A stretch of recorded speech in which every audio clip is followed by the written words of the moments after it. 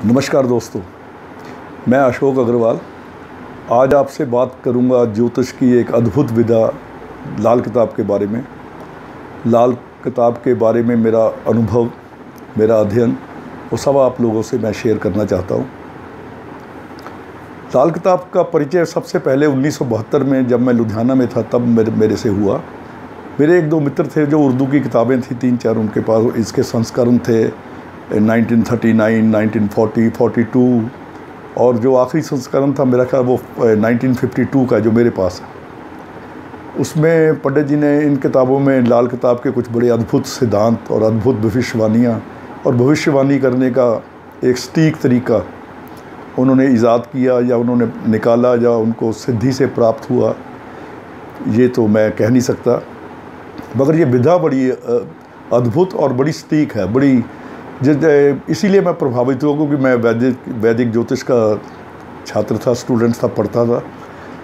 मगर इसके जो उपायों से मैं प्रभावित हुआ कि 1972 में तो मैं पंडित रूपलाल जी, जो रूपचंद शास्त्री जी, रूपचंद जोशी जी जो इस किताब के मूल रचनाकार हैं, उनसे मिलने 1972 में उनके गांव गया था मैं पहली बार।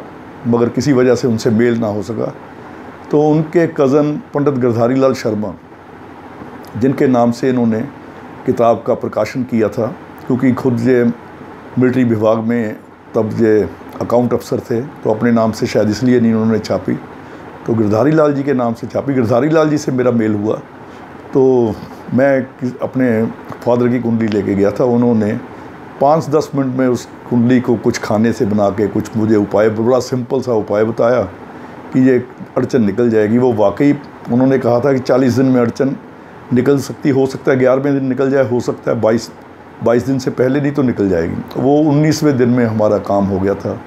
तो मेरी बड़ी उत्कंठा इसके प्रति बढ़ी। तो लाल किताब का हमने अध्ययन किया। मेरे कुछ मित्र थे, उनके साथ वो उर्दू की किताब थी, वो बोलते थे, हम नोट करते रहते थे। तो यहाँ से जो हमने नोट किया कि इसकी जो ग्रामर है उसका जानना बहुत ज़रूरी है। ग्रामर थोड़ी सी बड़ी अजीब है और लगती कठिन है, मगर अगर बार बार पढ़ो तो वो अपना भेद आप ही बता देते। पंडित जी ने भी किताब में लिखा कि अगर इसे नावल की तरह बार बार पढ़ोगे तो ये खुद ही अपना भेद बता देगी।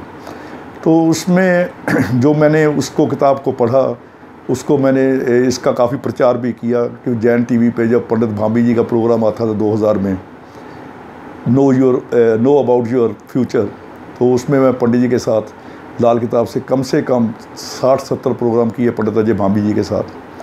तो वहाँ के बाद फिर जी बिजनेस पे 2005 में मैंने 1 साल लगातार प्रोग्राम दिया। उसमें भी मैं सिंपल लाल किताब के उपाय बताता। वो शुभ लाभ के नाम से प्रोग्राम था जी बिजनेस का, वो बड़ा पॉपुलर हुआ।